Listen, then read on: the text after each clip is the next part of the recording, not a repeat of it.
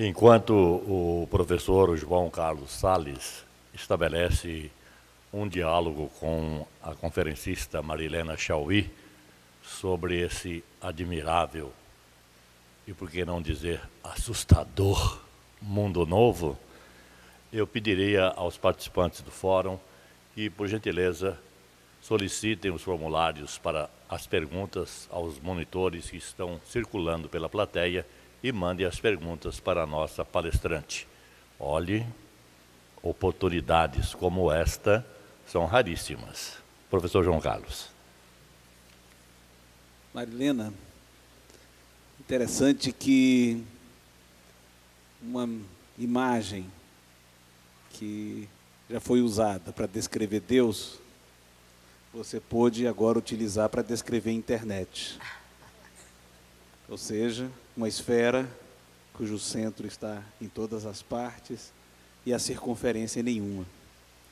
Curioso isso. Ou seja, e talvez essa imagem que você soube, evidentemente, associar a um legado da história da filosofia, que pensa em uma certa supressão do tempo e do espaço como relativamente perigosas, uma certa desontologização, que me lembrou também o sorriso do gato de Alice, ou seja, aquele momento em que os acidentes parecem suspensos, sem mais uma ligação com o chão, com a terra, com o corpo. Certamente, através dessa reflexão, o cenário é aterrador. Eu confesso que, aí, um pequeno contraponto com uma reflexão pessoal. Primeiro porque eu sempre fui muito resistente às inovações tecnológicas, pessoalmente. Nasci velho. Eu também. Nasci velho. Então, o que acontece? Para vocês terem ideia, né? Quando apareceram os primeiros CDs, eu disse, não vai longe. Eu desconfiei daquilo, né? Os primeiros computadores, eu desconfiei daquilo. Eu achava que a internet, quando eu estava fazendo doutorado, servia apenas para mandar mensagem. E relutei, passei anos a fio sem ter um endereço de e-mail. Hoje eu devo receber mais ou menos umas 500 mensagens, não por causa do congresso, é verdade, mas pelo menos, mesmo sem congresso, a gente recebe mais de 100 mensagens por dia. Eu chegava também a relutar contra uma certa mudança no vocabulário que eu percebia nos meus alunos, que deixavam de usar imagens que guardam a memória do trabalho. Eu sempre preferi imagens como tecer, compor, né, onde a presença do trabalho está ali. Você agarra o conceito pensando na artesania intelectual. Cheguei a escrever até mesmo uma coisa sobre datilografia, até lembrei do meu amigo Emiliano, né, Emiliano José, que eu lembro quando ele, jornalista mais ferrenho ali, continua aguerrido, é evidente, mas na época que ele usava máquina de datilografia, ele batia assim na tecla com um ritmo feroz, parecendo que ele estava pensando com os dedos, né? Eu gostava dessa imagem, né? E dizia, eu também sou assim, eu sou apenas um datilógrafo com redação própria. Esse é o trabalho, a definição do intelectual, ou seja, alguém que trabalha a palavra, né, e não deve apagar num gesto mágico, como parece que gostamos de fazer, diante da tela, onde tempo e espaço são supressos, né, onde, como num gesto mágico, podemos criar a ilusão de um grande domínio. O contraponto é apenas o seguinte, depois de fazer essa reflexão, esse é o contraponto, ou seja, o contraponto é que outros meios podemos utilizar para fazer dessas ferramentas que nos tornam usuários, nos tornam clientes, nos tornam consumidos, na verdade, para reagir com elas. Eu comprei uma máquina de datilografia, sabe?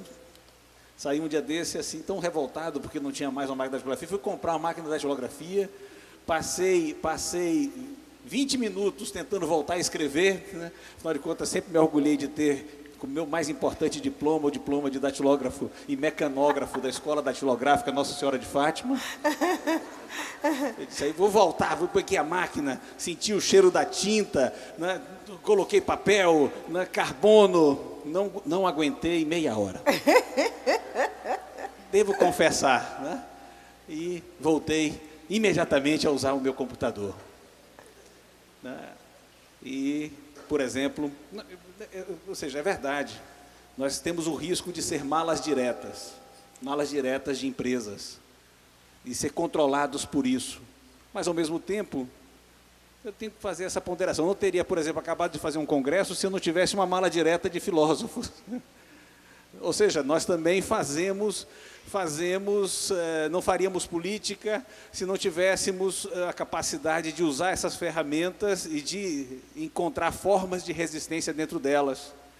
Como os nossos jovens, meu filho, por exemplo, faz resistência, né, de uma maneira tal nas nuvens e na terra. Ou seja, não estão apenas... Eu quero dizer assim, é verdade, o controle está presente, atemoriza o tempo todo, mas não estão apenas nas nuvens os nossos filhos que com esses instrumentos vão para as ruas e fazem manifestações. É só uma ponderação. Ou seja, como resistir, porque cá entre nós, eu sei que algumas pessoas até nem desligaram os celulares aqui, deu até para ouvir de vez em quando algum sinal estranho de celular, alguns só colocaram no silencioso, né? E celulares hoje são... aqui há mais capacidade instalada em termos de informática do que o estado da Bahia tinha inteiro há 15, 20 anos atrás. O simples apartamento de qualquer um de nós tem tanto poder instalado, né, em termos de capacidade de armazenamento dos bits, né, que fariam com que aquelas máquinas potentes de 20 anos atrás pareçam ferramentas ultrapassadas. A questão é evidente que eu renovo o que eu disse há pouco. Marilena, quero fazer essa... Marilena Chauí, ela é diversa para cada um de nós. Cada um teve aqui a experiência de contato com Marilena. Eu queria só relatar para vocês a minha primeira experiência, porque foi decisiva. Em 1981, Marilena publicou 2 livros, Cultura e Democracia, e Da Realidade Sem Mistérios ao Mistérios do Mundo.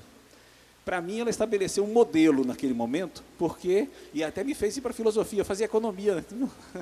Me fez ir para a filosofia porque tinha ali o exemplo de uma intelectual, né, presente, comprometida e, ao mesmo tempo, expressando o maior rigor intelectual filosófico. Foi essa grande chave. E aí, somente um intelectual assim pode, com tanta coragem, enfrentar, inclusive, esse Deus cujo centro, né, está em todas as partes e a circunferência em nenhuma, e fazê-lo com tanto brilho. Mas eu queria ouvir suas ponderações. Tá. Obrigada, João. Olha, eu só sei trabalhar, João, eu só sei pensar se eu encontro uma contradição. Né? Eu preciso da contradição como o motor que me permita pensar. Então, eu fiquei muito, digamos, perturbada quando, ao terem início as manifestações de junho, especialmente estou me referindo a São Paulo, né? Eu sempre tomo esse cuidado de dizer, não me refiro às outras cidades, porque o que a mídia fez foi produzir a ideia da homogeneidade e de um grande movimento de juventude no país, quando era heterogêneo, em cada cidade, em cada região, os motivos eram diferentes, as formas de ação eram diferentes, havia 1001 coisas que marcavam particularidades num movimento que era geral no país. Mas, no caso de São Paulo, alguns dos meus colegas entraram num processo de comemoração e de celebração, não dos aspectos democráticos que havia no MPL, e em tudo que ele desencadeou.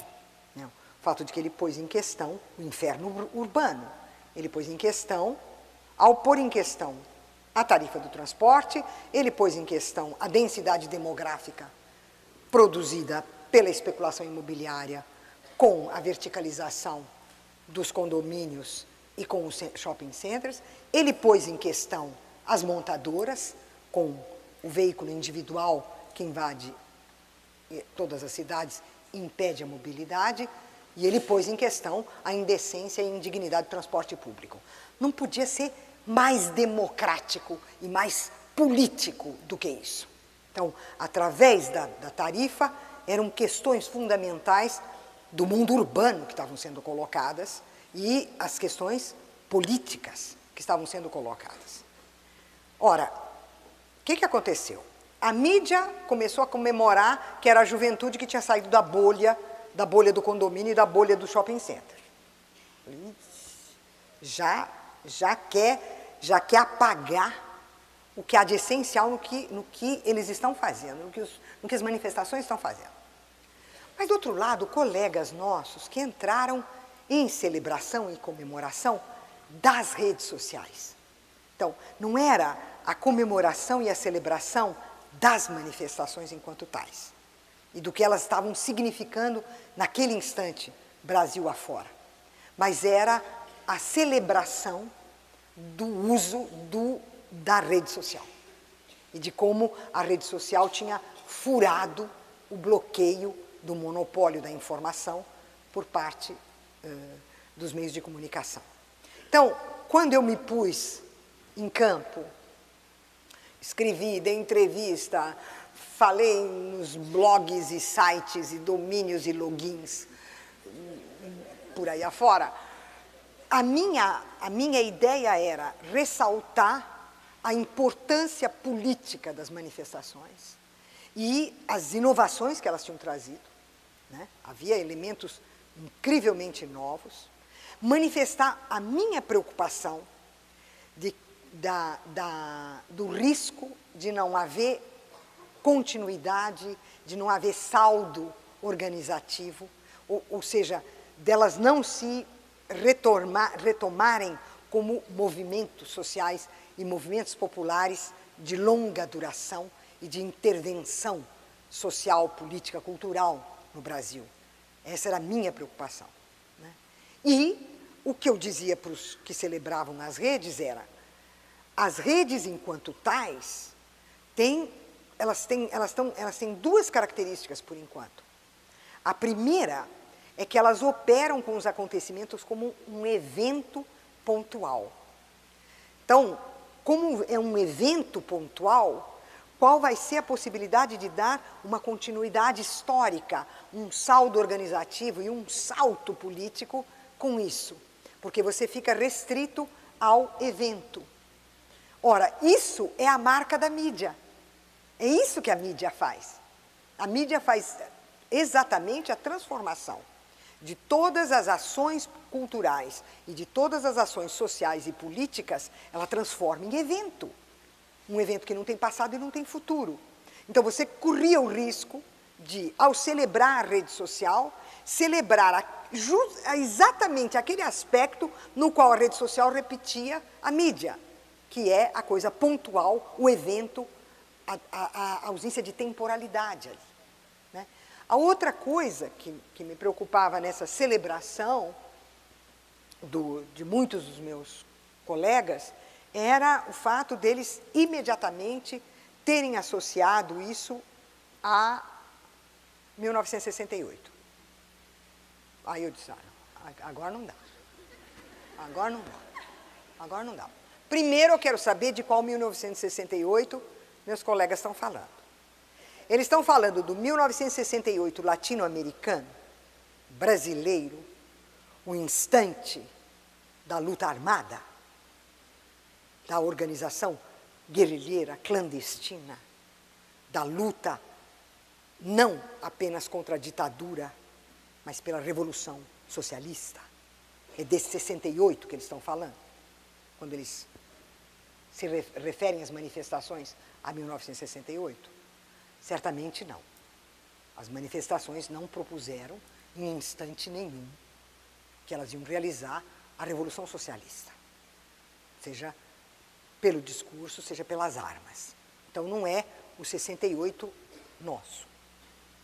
Então, me perguntei, bom, então é o 68 europeu, é o 68 de Paris, é o 68 da Itália, o 68 da Inglaterra, ou seja, é o 68 na Inglaterra e na Itália da antipsiquiatria. Em Paris, contra as formas de repressão sexual e contra todas as formas de poder repressivo. Nos Estados Unidos, contra a guerra do Vietnã e contra a entrada no mercado de trabalho e a proposta da contracultura. Então, você tem a antipsiquiatria, a contracultura, a luta contra a repressão sexual, o movimento feminista e todas essas formas pensadas como formas de mudança cultural. Tudo que acontece nesses 68 não se refere à tomada de poder, não se refere a mudanças na economia, não se refere à política no sentido institucional, se refere a uma mudança nos costumes. Isto é uma mudança, é uma revolução cultural. Eu disse, bom, também não estou vendo isso nas manifestações aqui. Por que eu não estou vendo isso nas manifestações aqui? Porque, pelo menos em São Paulo, as manifestações tinham um interlocutor considerado válido. Ao mesmo tempo em que se dizia, que se absorvia aquilo que a mídia faz 20 anos, e sobretudo nos últimos 12 anos, todos os dias instila em cada um de nós que a política é corrupta por essência e que os políticos são corruptos por essência. Então, ela conseguiu instilar isso, e isso apareceu nas manifestações. Não porque tem base, né? Tem base. Não é alegria dizer que é corrupto. A gente sabe por que diz. Só que, ao mesmo tempo em que havia essa crítica à política e aos políticos, havia o reconhecimento do Estado como interlocutor. Como é que você sabe que o Estado era reconhecido como interlocutor? Mais verba para a educação, mais verba para a saúde, revogação das tarifas, abaixo a FIFA. Então, não é o 68 europeu nem norte-americano, porque o 68 europeu e americano era uma revolução cultural que não considerava nenhuma das formas de poder, e muito menos o Estado, como interlocutor. Então, não é o 68 latino-americano, da Revolução Socialista, e não é o 68 europeu e norte-americano, da Revolução Cultural. É um acontecimento brasileiro, com sua história própria e com seu destino próprio. Então, foi diante dessa celebração irresponsável, tonta, que eu comecei a gritar. Eu saí pelo mundo gritando, como é do meu feitio. Não pode. Temos que pensar isso. Então, eu estou convencida de que os elementos democráticos, os elementos libertários contidos nesses instrumentos são enormes. Mas, ao mesmo tempo, eu aqui sou como Walter Benjamin. Lembram-se o Walter Benjamin falando que não poderia haver coisa mais democratizadora do que o uso das técnicas para a divulgação das artes. Quer dizer, quando todo mundo criticava o rádio, o cinema, o Benjamin faz o elogio da imprensa, do cinema e do rádio, né, como formas de democratização da cultura. Só que depois de fazer isso, ele punha uma vírgula e dizia, infelizmente, isto se passa no modo de produção capitalista. Então vai acontecer o seguinte, a indústria cultural... É o que eu estou tentando fazer aqui. Há um potencial de mudança, há um potencial democrático nesses instrumentos, e que se tornaram, praticamente, como você mesmo diz, indispensáveis. Eles se tornaram indispensáveis. Né? Só que, vírgula, eles estão no interior do modo de produção capitalista. Que uso o capitalismo faz disso tudo. Porque o capitalismo não brinca em serviço. Né? O capitalismo vem, o capital vem, bate, tortura e mata. É isso que o capital faz.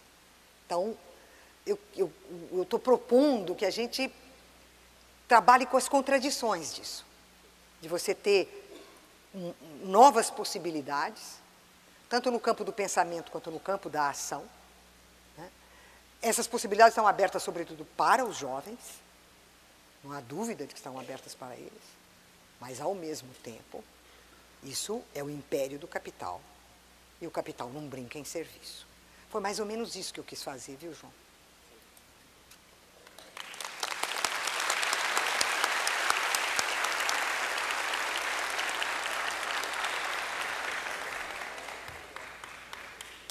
E as perguntas para a nossa conferencista estão chegando aos borbotões e não é por via e-mail. Nós vamos dividi-las em blocos, faremos 3 ou 4 perguntas para que, em seguida, a professora Marilena Chauí possa responder. As primeiras perguntas estão mais ou menos relacionadas ao que foi abordado agora pelo professor João Carlos e pela professora Marilena. A Cristina faz a seguinte colocação. Professora Marilena, como a senhora interpreta o papel das redes sociais na eclosão das últimas manifestações sociais no Brasil? A exemplo do passe livre, os usuários da rede foram usados, manipulados por ela. Em que pese a importância do fato político, ela gostaria que a senhora comentasse um pouco o fenômeno. O Rosival Carvalho, o professor Rosival, tem 2 perguntas. Como a senhora encara o desafio de lidar com a geração cabeça baixa?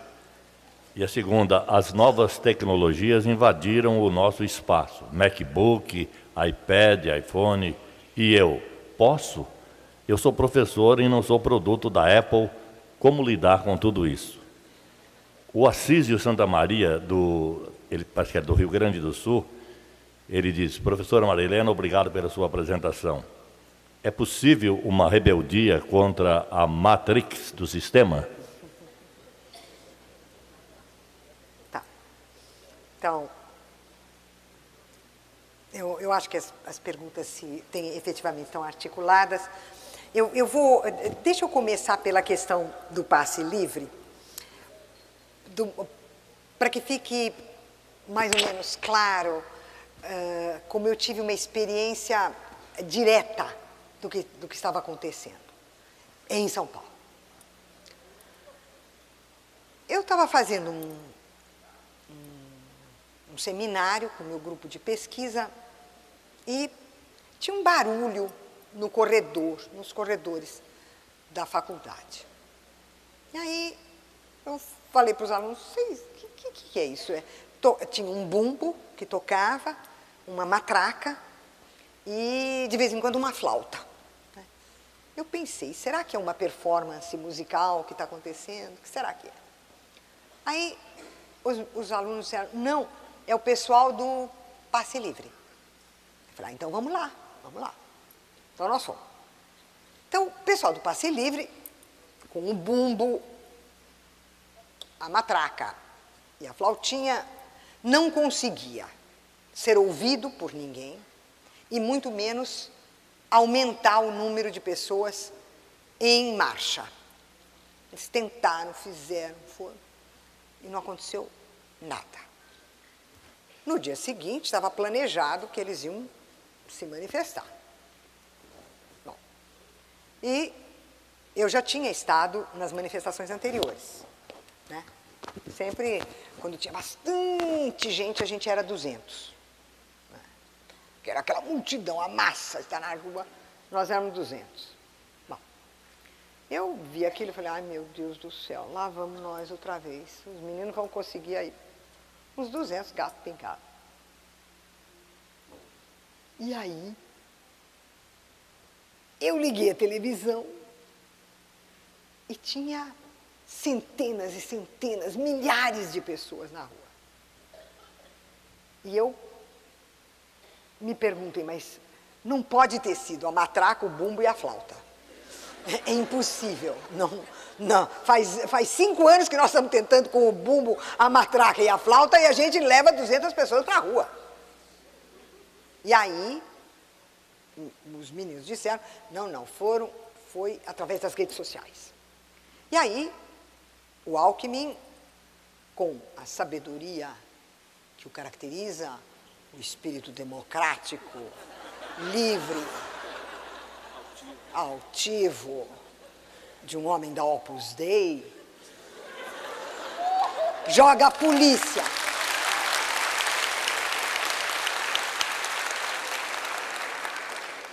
Ah, não deu outra. No dia seguinte, nós éramos milhões, não éramos milhares. Porque havia de tudo. Eu tive experiências formidáveis. Eu não fui tanto na Avenida Paulista. Eu fui mais no Grajaú, eu fui mais nas coisas de periferia, que é onde eu tenho mais ligações, né? Então eu cheguei no Grajaú e tinha e não era, no caso da periferia, não eram manifestações de jovens. Tinha jovens, idosos, tinha de criança, tinha de tudo. Então, tinha uma senhora, um senhor, ele vinha vindo. Eu falei, por que o senhor está se manifestando? Ele falou, tá vendo? Olha que bonito, olha, eu tenho a dentadura, o Lula me deu a dentadura. Agora eu preciso de óculos. Então eu estou aqui manifestando. Aí, andei mais um pouco, tinha uma senhora. E eu falei, o que a senhora está fazendo aqui na manifestação? Ela falou o seguinte, tá vendo aquela casinha lá, pequenininha? Eu moro lá. A vida inteira eu paguei um aluguel que eu podia pagar. Agora o cara quer aumentar o meu aluguel. Eu sou contra, vim manifestar. Então, o que foi glorioso é que havia a tarifa de ônibus, mas havia tudo aquilo que ficou silenciado porque os movimentos sociais ficaram em refluxo. O Partido dos Trabalhadores ficou em refluxo. E tudo isso que a vida inteira nós fizemos acontecer nesse país, sob as formas as mais variadas, estava em refluxo, estava esmagado, estava em silêncio. Isso tudo veio à tona. Então, não era só os 20 centavos. Eram milhares de outras coisas que estavam em jogo. Então, eu diria que, num primeiro instante, foi isso que as redes sociais fizeram. Elas puseram as pessoas na rua. Elas puseram as pessoas na rua pelas reivindicações as mais variadas, né? O que houve também e daqui a pouco eu vou chegar no fato da gente não ser funcionário da Apple, nem da como chama o cara da Bill Gates lá, da Windows, né? Microsoft, né? Eu chego lá já. Mas então, antes de chegar nisso, o que você tem é um universo à espera de manifestação. E essas manifestações ocorreram, elas se deram. Que se deu em seguida em São Paulo? Quando houve a revogação da tarifa, houve a passeata da Vitória. Então, fomos tudo comemorar a revogação da tarifa. Bom, e o MPL tinha, nesses anos todos, se conservado como um movimento horizontal, de autogestão, sem hierarquia, sem formas tradicionais de organização. E por isso, embora os membros do MPL, vários fossem anarquistas, outros vindos do PT, outros do PCdoB, outros do PSTU, outros sem partido, na hora da comemoração, todo mundo levou seus símbolos. E quando eles foram chegando na avenida com os seus símbolos, né, o que aconteceu? Jovens, branquinhos, de doer, bem branquinhos, bem vestidinhos, arrumadinhos, vieram como bichos, como feras, como animais, e atacaram os manifestantes do MPL e todos os que traziam seus símbolos. Então, houve meninos com a cabeça apedrejada, ensanguentados, houve meninas de roupa rasgada, as bandeiras rasgadas e os gritos, né, de tipo fascista. E aí houve um esforço grande para proteger. E os manifestantes receberam duas grandes proteções. Eles foram protegidos pelos sindicalistas, que tinham ficado de atalaia, e foram protegidos pelos black blocs. Porque houve um momento em que era preciso impedir o massacre que ia acontecer. Ou seja, havia uma classe média pronta para matar. Então, foi uma coisa sinistra. Por isso que é impossível ficar na celebração e na comemoração apenas, e não perceber as divisões de classe, as divisões, as contradições e as lutas que estavam dentro das manifestações.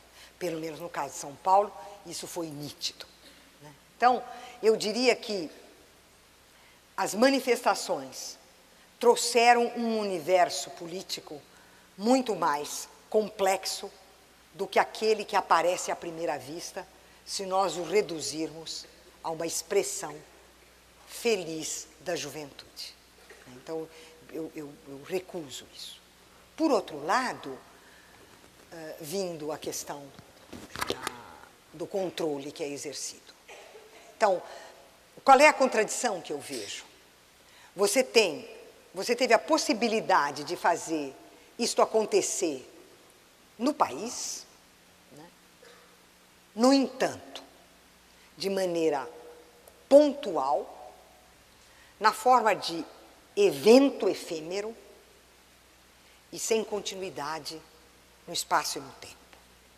E essa é a marca do universo da informática, que foi por isso que eu me detive na exposição um pouco do que é o universo da informática e por que ele opera com a dissolução dos referenciais constitutivos da nossa experiência, como o espaço e o tempo, né? E como a relação presencial com o outro, né? E, portanto, a minha pergunta é, hoje, nós somos, aí, independentemente de idade e de capacidade tecnológica ou não, nós somos todos os que estão num momento intermediário de mutação. E, portanto, nós temos os referenciais clássicos da experiência humana, o espaço, o tempo, a intercorporeidade, a intersubjetividade, essa relação com o outro, a dimensão do poder, a dimensão dos direitos, da justiça, da liberdade. E há uma grande quantidade de usuários de um instrumento que parece amplificar essa capacidade. A minha dúvida, a minha pergunta é se ele não elimina isso, se esse instrumento não é um instrumento que nós, como estamos nesse lugar intermediário de uma experiência anterior e de uma nova que estão se realizando, se nós somos capazes de avaliar o que acontece no momento seguinte, quando as articulações de espaço, de tempo, de continuidade, de natureza, de cultura, quando elas forem outras. E a minha pergunta é, elas serão outras para o melhor ou elas serão outras para o aumento do domínio da Microsoft, da Apple e de tudo que a gente sabe que manda no mundo, né? Dessa guerra feita com drones, né? Uma guerra que é feita, o cara não precisa ir a lugar nenhum, ele aperta os botões e mata milhões e milhões de pessoas. com os autômatos de que ele dispõe. Então, são essas coisas que eu queria pensar. Eu sozinha sou incapaz de pensar isso. Eu estou pedindo, e as perguntas que estão vindo, eu quero que vocês pensem isso junto comigo e pensem para mim muitas dessas coisas. Porque eu estou com uma coleção de perguntas. Eu tenho perguntas, não tenho respostas e tenho preocupações. Porque eu acho que, por um lado, nós corremos o risco do admirável mundo novo. E, portanto, a vigilância, o controle de um domínio que não é percebido como tal, né? E, do outro lado, nós podemos, efetivamente, revolucionar o planeta, né? Não sei. Espero ter respondido a essas 5 primeiras perguntas. Obrigado, professora Marilena, e as perguntas continuam chegando. Marcos Vinícius. Isso é emoção, viu? Marcos Vinícius. Em sua fala, a senhora citou o controle externo dos meios de comunicação, especialmente a web, que nos tornam inoperantes. Como a senhora avalia a influência desses meios nos protestos no Brasil e na espionagem norte-americana ao nosso país? Isaura Furtado. Professora Marilena, já estamos vivendo o 1984 de George Orwell? A internet é o Big Brother? José Luiz Castro.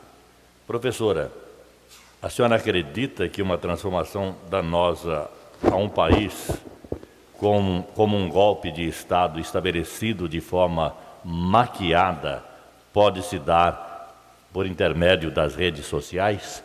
E também o Vitor Cruzoé Araújo, ele diz aqui: eu tenho uma dúvida, professora, em relação às revoluções industriais. A internet seria a terceira revolução industrial? Tá, então eu vou começar pela última, sim. Ela é considerada a terceira, né? A primeira é da máquina a vapor, a segunda da eletricidade e a terceira da eletrônica, né? Então, é nessa sequência que pelo menos os historiadores da técnica e da ciência apresentam, né? Bom, com relação à possibilidade de golpes de Estado disfarçados por meio das redes sociais, não acredito. Não dá para disfarçar. O caso do Egito está aí, né? Então, você não tem como maquiar e fazer de conta que não é um golpe de Estado. Porque o golpe de Estado passa efetivamente pelo que acontece concretamente na sociedade, e não apenas no ciberespaço, né? Com relação a 1984 e a pergunta anterior sobre a Matrix, né? Eu quero dar contar duas experiências, e quem sabe elas ajudem a responder a pergunta sobre 1984 e sobre a Matrix. Eu estava na sala de espera e tinha a mãe e a avó com a menininha de 1 ano e pouco. E tinha o tablet e a menininha estava brincando. Aquilo que ela faria com o chocalho, que ela faria com o Lego, ela estava fazendo lá no tablet. Eu estava encantada, porque eu pensei, se me der um treco desse, eu não acerto uma, né? A menininha sabia tudo. Bom, aí, por algum motivo que eu não sei qual foi, a avó, e quando eu vi o vídeo, eu fiquei muito comovida com o vídeo, né? A avó trouxe um livro para a menininha, um livro de figura grande, e deu para a menininha. Aí a menininha fez assim.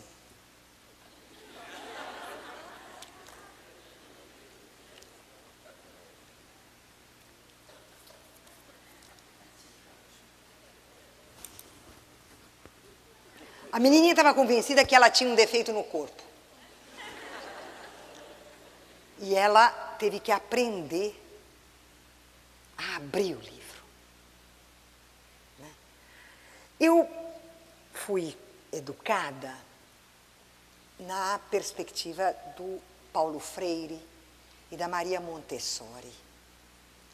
E, portanto, da relação corporal, carnal, que você tem com os objetos da aprendizagem. Né? E o aprender, e aprender a pensar, a ler, a escrever, está ligado às experiências que você tem. Né? Isso é o núcleo do Paulo Freire e é o núcleo do construtivismo da Maria Montessori. Então, eu me perguntei que pedagogia nova vai ser preciso inventar. Porque essa menininha vai ser uma violência para essa menininha usar com ela Paulo Freire e Montessori. Porque essa menininha, ela não se relaciona mais com os objetos através do manuseio, do toque, ela não faz isso mais. Ela opera com um conjunto plano de imagens. Então, eu estou dizendo isso porque eu falo no esplendor do livro. Eu acho que, igual ao livro, nada foi inventado que se equipare ao livro. Sou fanática por cinema, sou alucinada por cinema. Mas o livro, há um esplendor no livro que nada se compara. E a minha pergunta é: o que acontece com o livro se ele perder esse esplendor? Né? Que não é só o esplendor de você folheá-lo, de você tocá-lo, de você guardá-lo. Não é isso. É essa experiência de que você vai, você volta e o livro está lá à sua espera. Para você fazer o voo da imaginação, criar outros mundos, inventar outras linguagens. O livro é uma experiência esplendorosa.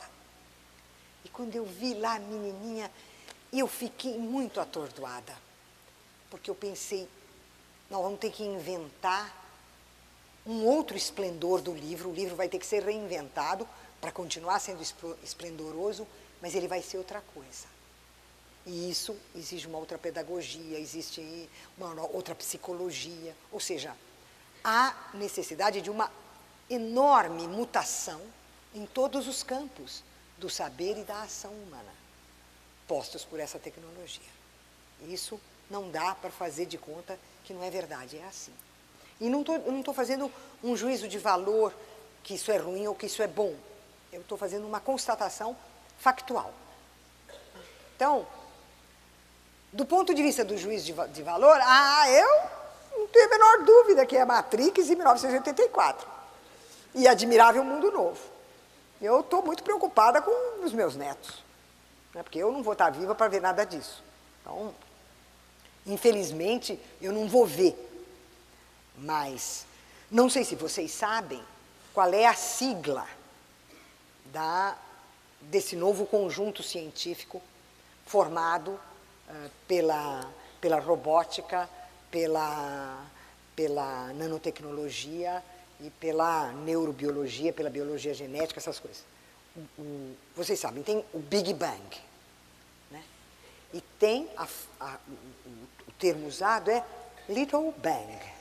E o Little Bang é bit, nano e genes.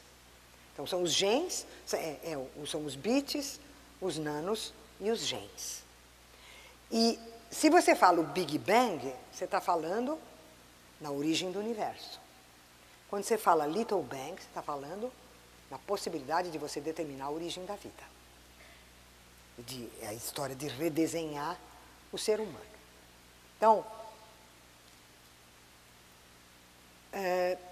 eu tenho um ex-aluno, que é colega meu agora, que diz, Marilena, o mundo é mais forte do que isso, e os seres humanos são mais fortes do que isso. Então, não vai ter Matrix, não vai ter 1984, não vai ter nada disso. Eu acho que já tem.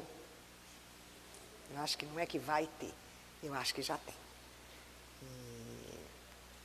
Só que, como não assumiu a forma que tinha nos romances, a gente não percebe que está tudo aí. Eu acho que está tudo aí. Está tudo aí, olha aqui. Eu não sei no mercado aqui da Bahia como é que é. Em São Paulo, a gente come duas coisas que são a tristeza da minha vida. Manga é um maçom. Uma bruta de uma manga vermelha, assim. Eu estava acostumada com manga espada, manga borbom, manga rosa, manga manteiga, todas as formas de manga. Tinha mangueiral na minha casa. Agora tem esse treco aí. É só essa. Houve uma modificação genética. Você só tem essa manga. E o milho. Gente, a gente comia milho de tudo quanto era jeito. E tinha milho grande, milho pequeno, o milho deformado, o milho sem deformação, o milho disso, o milho daquilo.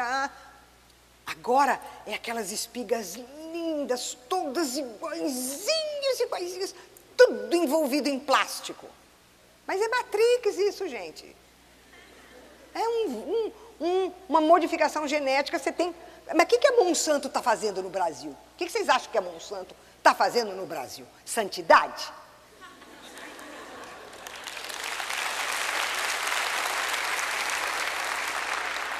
Então está tudo aí, viu, gente? Está tudo aí. E nós temos que lutar, nós temos que lutar. Nós temos que ver o que é libertador, o que é democrático, o que é socialista, o que nos leva realmente para um crescimento e aquilo que a gente tem que impedir ou diminuir, porque é nisso que nós estamos jogados. Eu não sei se eu respondi a todas essa série de perguntas, acho que sim, né? Marilena, temos aqui um conjunto de questões que falam da relação ciência, filosofia, nesse mundo, mas eu tomei a liberdade aqui, nosso secretário, o professor Albino Rubim, ele fez no início, né, uma conclamação de um projeto. Eu queria que ele repetisse, até porque a questão, me parece, Marilena, que eu quero fazer aqui, eu tenho a impressão que eu traduzo esse sentimento, né, como um parceiro da iniciativa da Secult. Eu queria que o professor Albino falasse do projeto para 24 a 28 de março. Para que a gente convide publicamente, Albino, a professora Marilena a fazer parte. Diga aí que projeto é esse, antes eu continuo para encerrar. Né? Ela vai responder essas questões. Não, veja, eu acho que é ótimo que você tenha tomado essa iniciativa, João, porque nós fizemos uma lista de possíveis convidados e a professora Marilena, claro que está entre os possíveis convidados do nosso fórum do ano que vem. Exatamente. A gente não pode também discutir autoritarismo e democracia sem também a contribuição da professora Marilena. Podemos convidá-la?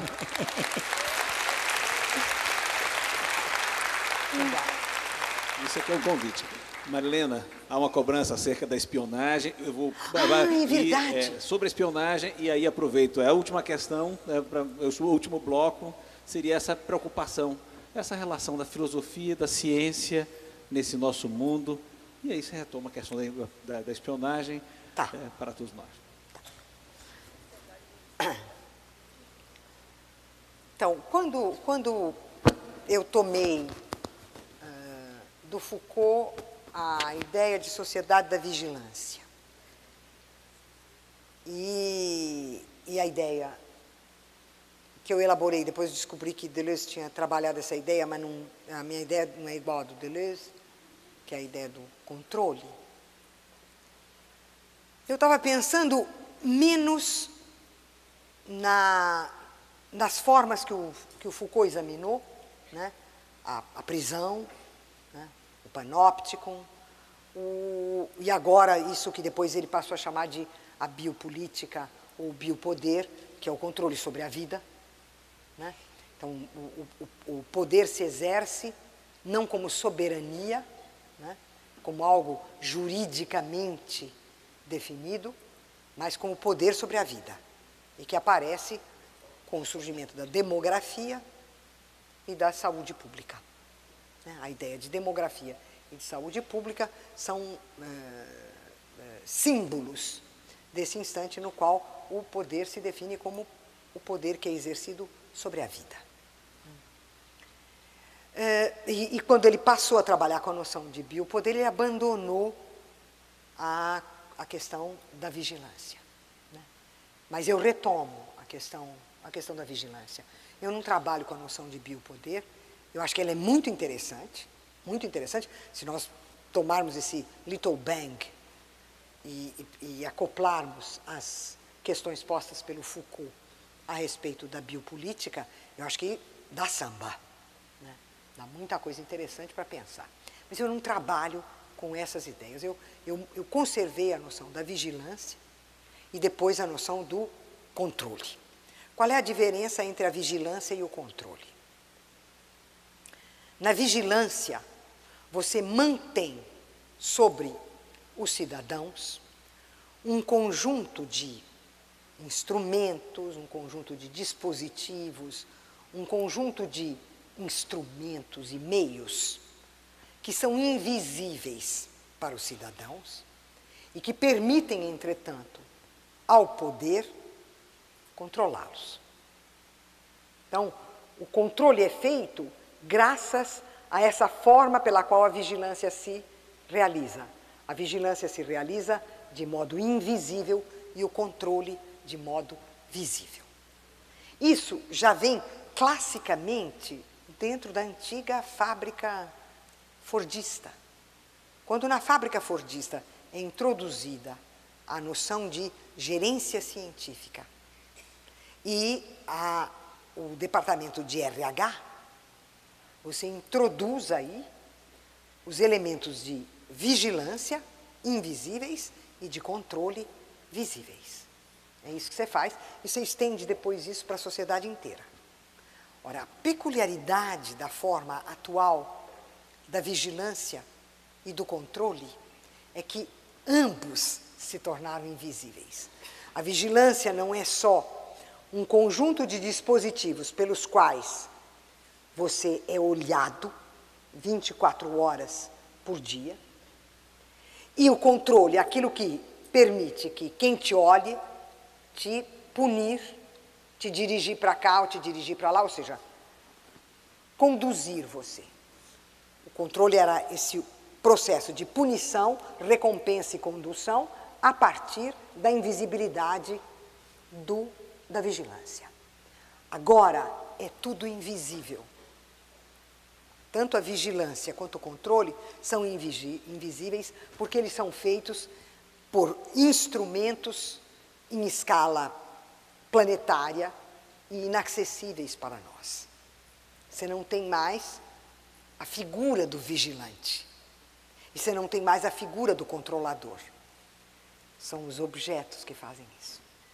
Os instrumentos fazem isso. São eles que fazem isso.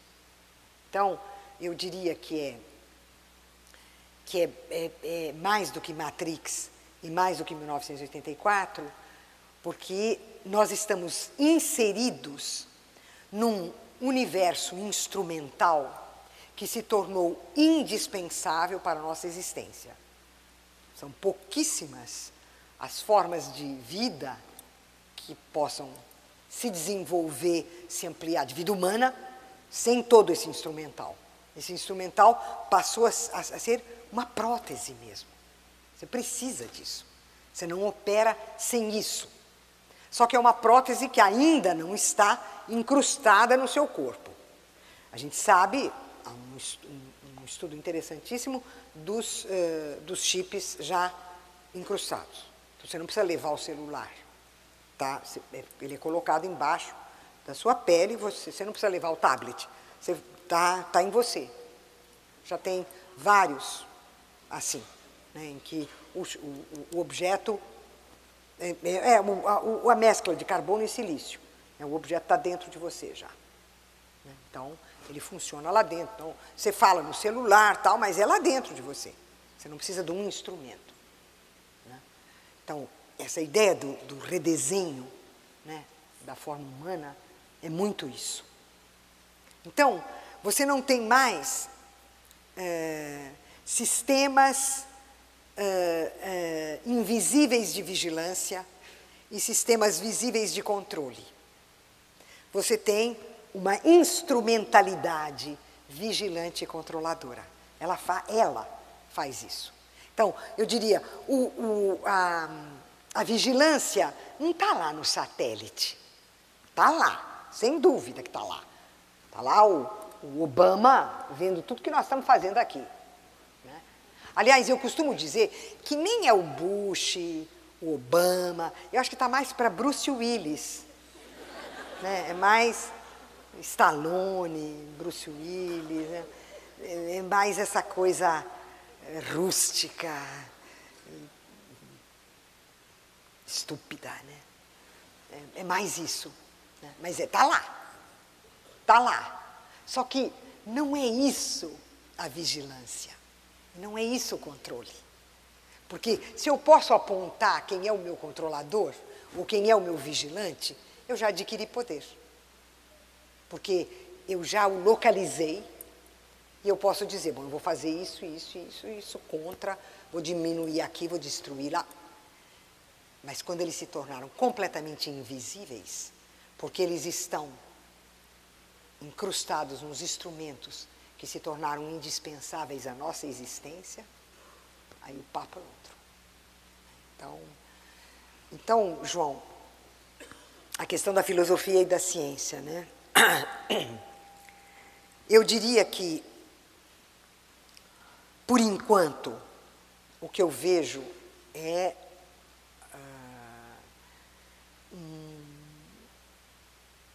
uma celebração e uma comemoração por parte da ciência hegemônica, ou seja, do que se passa lá no norte, né, onde são distribuídos os prêmios Nobel. A gente recebe de literatura, né? Mas do saber mesmo são eles que recebem. Né, agora, tem um lá que acaba de receber o prêmio de física, não é? Porque está trabalhando com a partícula de Deus, né? Então, não é pouco, não é pouco. Então, e os que ganharam em biologia é a partícula nossa. Então, eles estão lá e vamos dizer, a ciência se encaminhou na direção, por causa desse lugar que a noção de informação passou a ter, e desse lugar que a mescla de robótica, nanotecnologia e genética tiveram, a ciência caiu num grau de naturalismo reducionista fora do comum. Fora do comum. Então, você tem, no nosso caso, por exemplo, a identificação da consciência e o cérebro, e a operação cerebral. Ou seja, nós estamos, do ponto de vista da concepção de ciência, embora os conceitos científicos tenham mudado, nós estamos no mesmo patamar do pequeno racionalismo do começo do século XX, que é de um positivismo e de um naturalismo reducionistas grosseiros. Né? Ou seja, para resumir a ópera, é a confiança de que o modelo construído pelo cientista é o mundo, que a realidade é dada pelo modelo, que o modelo agarra o mundo, e não que o modelo é uma construção para explicar determinados fenômenos. Então, essa crença de que o modelo é o próprio mundo, e que, por isso, o mundo é inteiramente manipulável e transformável, porque você o domina através dos modelos, é o que define a nossa ciência. A filosofia, João, eu acho que ela tá mouse, sabe? A filosofia não está pensando essas coisas. A filosofia está aderindo a essas coisas, né? Então, pelo menos o que eu tenho visto por aí é de uma adesão, né? A crença de que ser contemporâneo do seu próprio tempo é aderir ao que se passa no seu próprio tempo. Quando a tradição da filosofia, desde o Tales olhando para o céu e tropeçando e caindo no buraco, passando pelo Sócrates e chegando até nós, a tradição da filosofia é a contestação, é a crítica, é a dúvida, é a indagação, a interrogação, né? É uma interrogação infinita.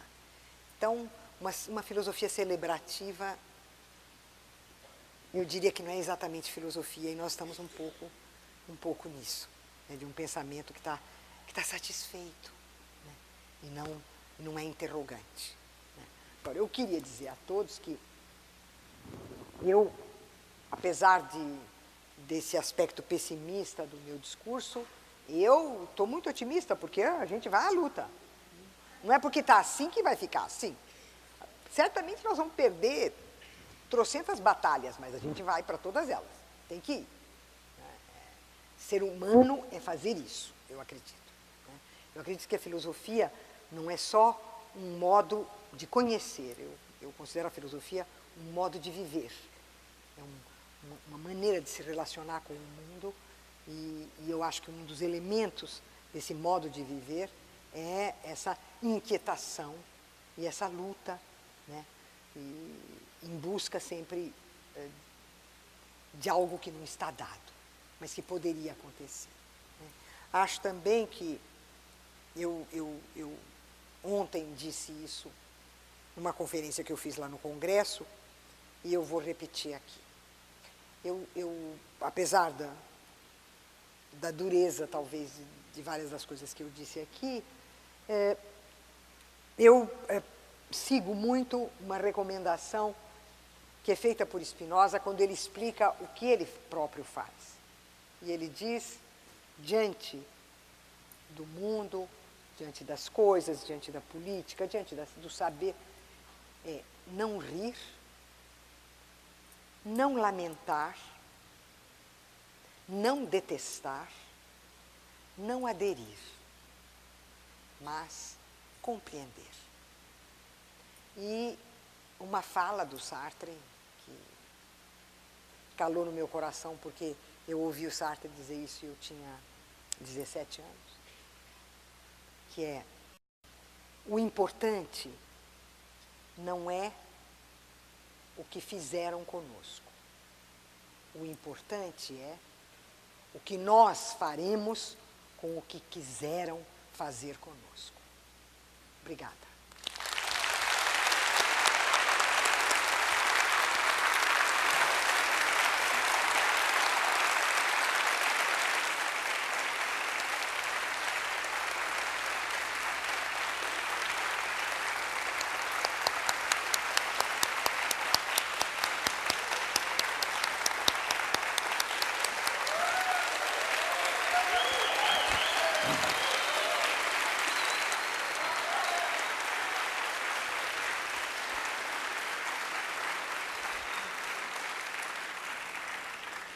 Marilena, só um reparo.